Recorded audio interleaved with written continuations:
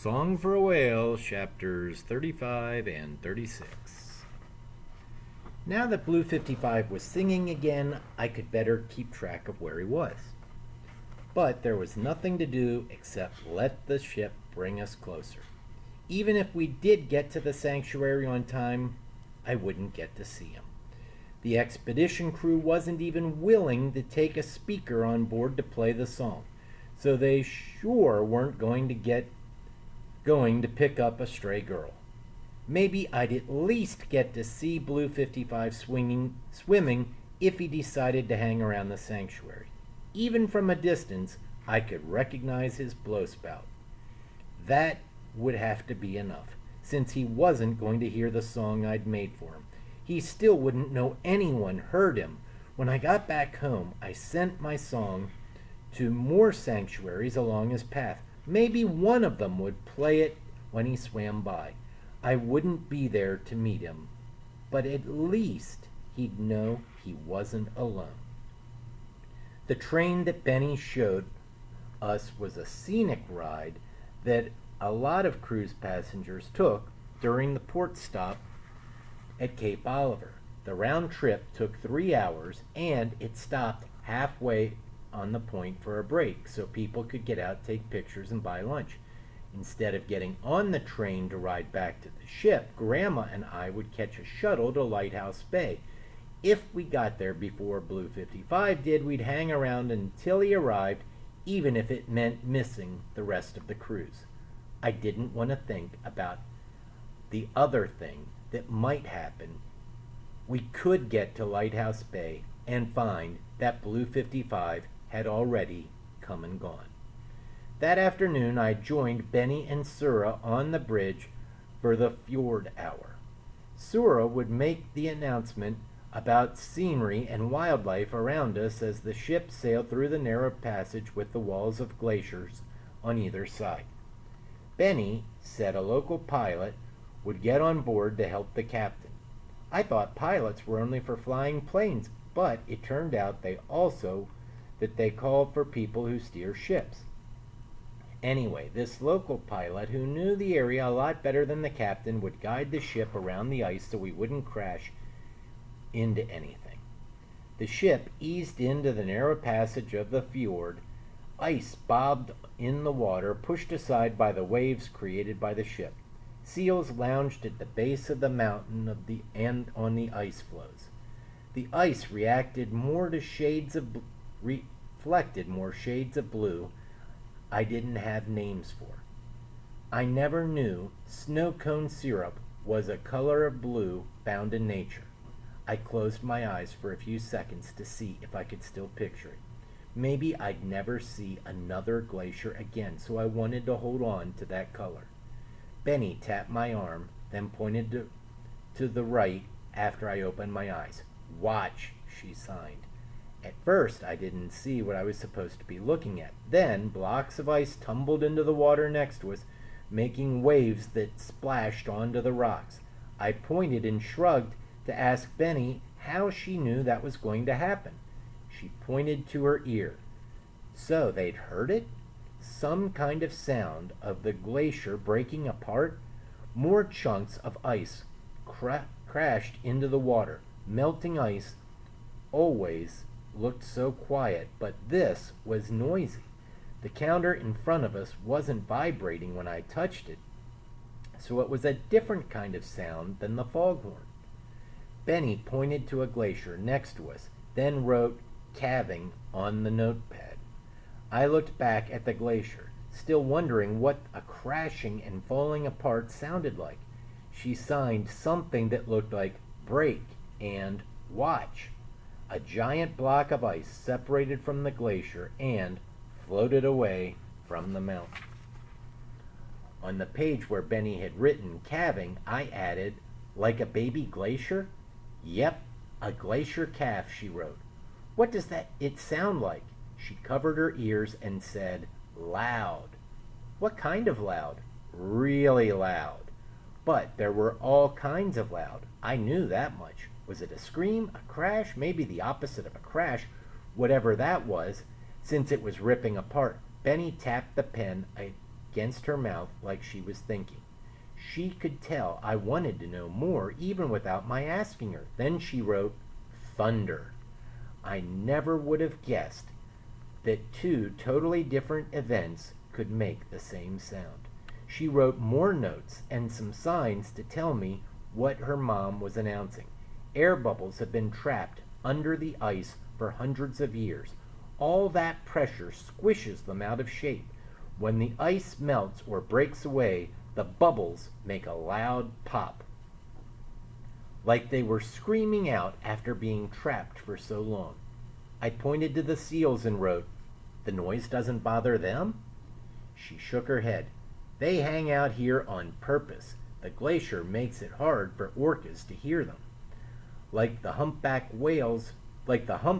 bubble net feeding. I wondered how the seals figured out how a noise could help them.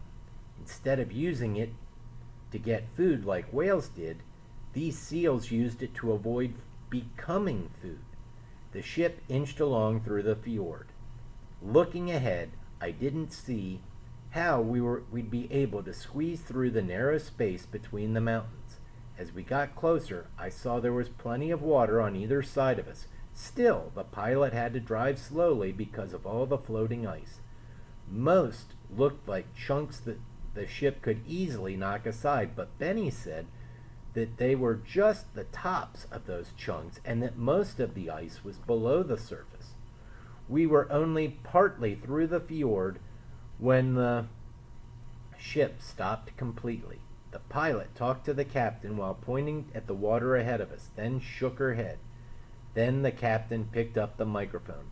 The engine jerked, and we started inching backward. The front of the ship turned bit by bit to the left. I shrugged at Benny, then pantomiming, turning a big wheel, even though no one actually turned a wheel to steer the ship. "We're turning around?" Benny pointed to the floating ice in the water and signed, "Dangerous." Then she took the notepad and wrote what the captain had announced. Sometimes you have to know when to give up and turn back. "Did you see the glacier calving?" I asked Grandma when we got back to the room. "No. That must have been on the other side of the ship. I saw ice rolling off the side of a mountain. Nothing breaking apart like that." "What was it like?" "Beautiful and sad at the same time. There wasn't enough. How could I possibly describe what it was like to witness a glacier tearing apart?" I sat across from Grandma and said, "Hand-shaped poem?" She didn't hesitate or dismiss it as Grandpa's thing this time. "What shape?" she asked. I held up my hands into fives, like Grandpa's tree poem, but bent my fingers into claws, a good shape for frozen things and mountains and floating ice, spreading out the fingers to show something big and bent to show jagged peaks.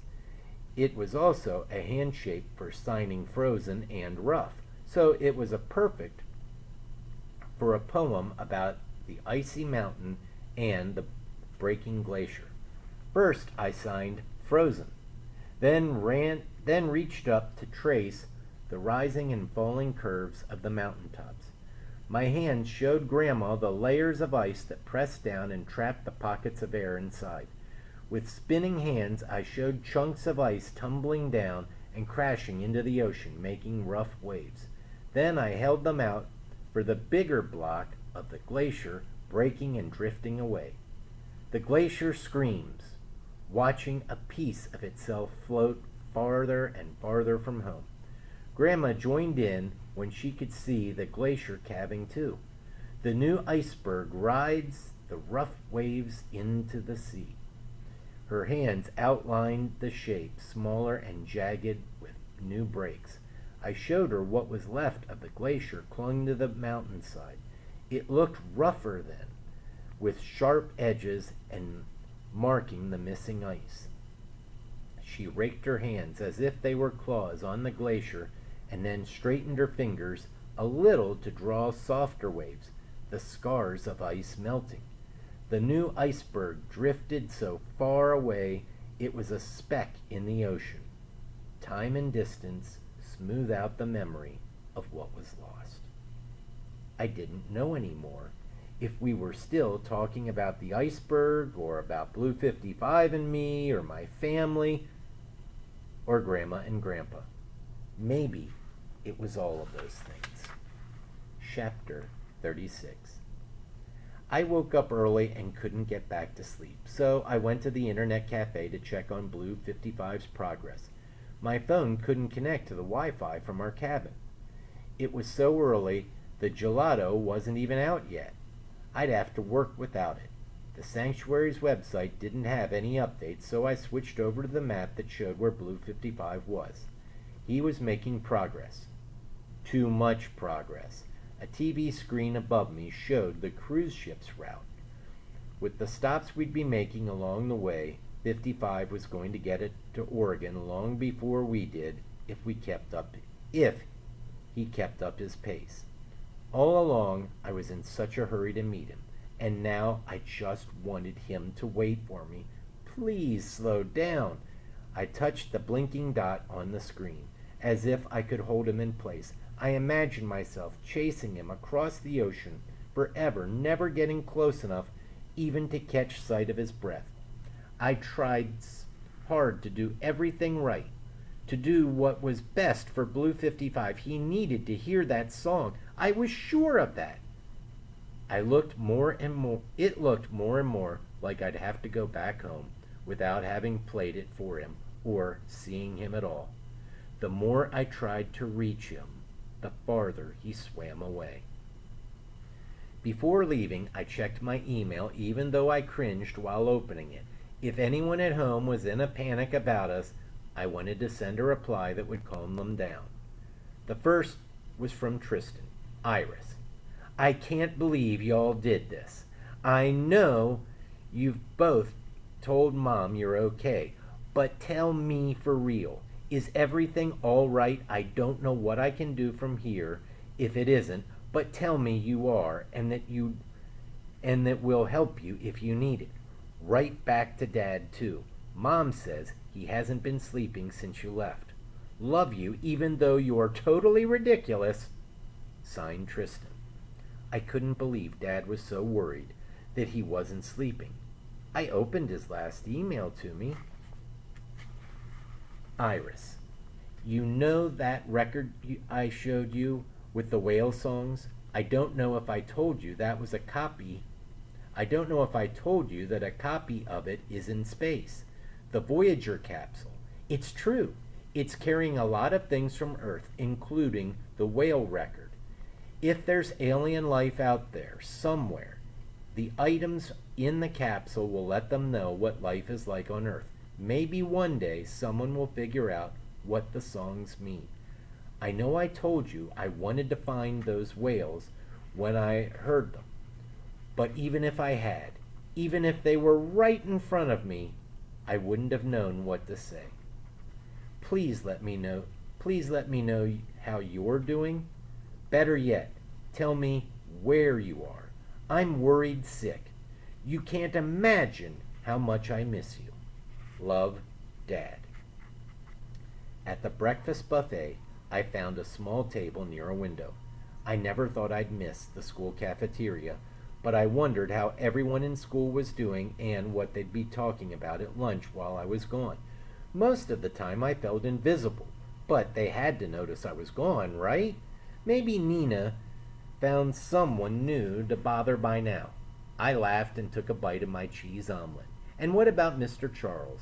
A pang of guilt hit my stomach when I realized I hadn't even thought of him much. He'd told me before that whatever I was absent, he went to work at one of the schools with more deaf kids, helping out in classrooms or filling in for interpreters who were absent. People around me in the buffet area stopped eating and looked up like they were all listening to something. Some of them shoveled in the last bite of food as they stood up and ran out. I finished my mango juice and followed the stampede to the deck. On my notepad I wrote, "What's going on?" and showed an old woman next to me. After reading the question, she cupped her hands around her mouth and yelled, Whales! At my face. There wasn't any whale sighting announcement on the schedule for the day, but obviously whales didn't always follow a schedule. Maybe Sura had spotted them and went to the bridge to announce the unplanned whale sighting. Each time I saw a group of passengers pointing at something, they were always on the opposite side of the ship. Sometimes they laughed and clapped. The whales must have breached, putting on a show for whoever was watching. Then I'd switch sides and get a better view of the action, and the people on the side I'd just left would do the pointing, laughing, and clapping thing. Whales were swimming right near the ship, and I missed out on every one of them. I stamped my foot on the deck, angry all over again about the sanctuary not using my idea. Blue 55 was going to be right there, and they weren't going to play the song I'd worked so hard to make for him. After about an hour, the crowd thinned out, and there were no more leaping whales to see. Passengers returned to the pools and bars and dining room.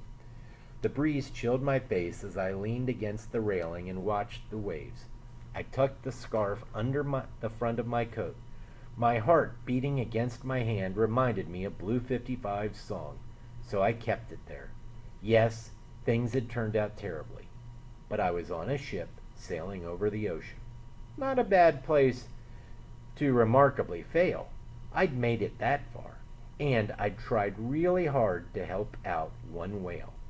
I stared out at the water that was so calm it had to be as quiet for everyone else as it was for me.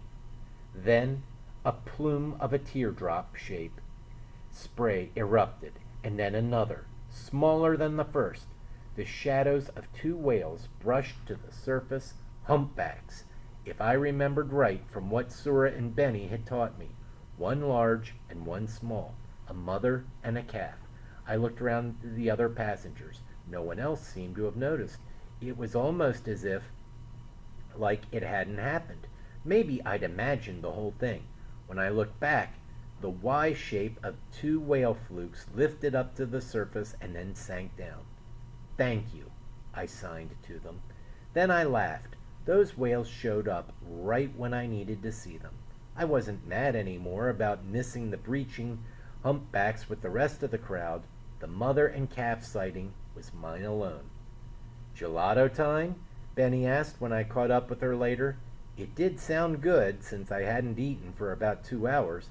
The ship was on its way to the next stop, Icy Harbor.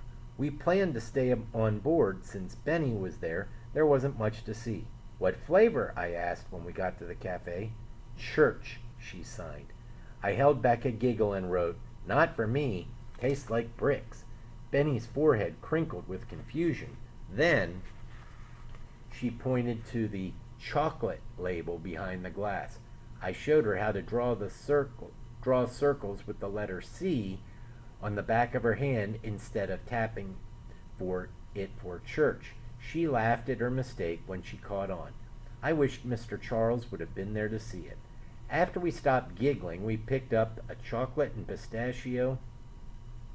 pistachio and spooned some into each other's bowl until we had the perfect chocolate pistachio blend. We settled into our seats by the window and checked out the map of 55's path. The blue dot seemed to be racing to Oregon. How could he have covered so many miles since I last checked? Benny looked worried and checked on the ship's route on the TV screen like I had. "Maybe he'll slow down." "Yeah, hopefully," I answered. "Nothing I can do from here." I sighed and brought up my emails to see what new was from home.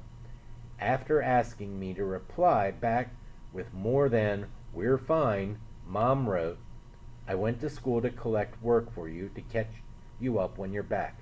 I don't like you missing so much. I had to think of something to tell the office so it didn't sound completely ridiculous, like that you and your grandmother took off on a trip to who knows where. I told them there'd been a family emergency and you'd be back next week. That's all I knew from what you and Grandma have told me. Oh, and when I was in the office, I saw that girl Nina. Isn't she the girl who got into trouble? Isn't that who you got into trouble for shoving?" She seemed really nice. She says she hopes you're okay and that you inspired her to learn sign language. Usually when people use a phrase like fell over laughing, it's meant as a figure of speech. I laughed really hard is what they mean, but I actually fell over laughing at that. I sat on the floor next to the computer table and wiped tears from my eyes.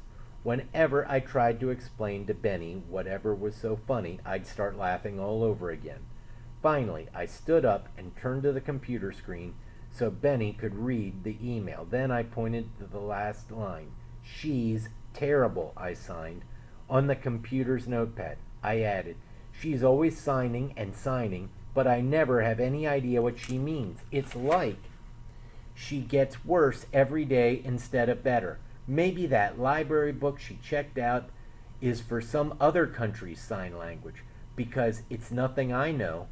Benny shrugged, then typed, it's nice that she wants to learn anyway. Not that nice if she won't even listen when I tell her I don't understand. Anyway, not much point if it's that bad. After reading my message, Benny wrote, probably no worse than you speaking whale, right? Which will bring us to chapter 37.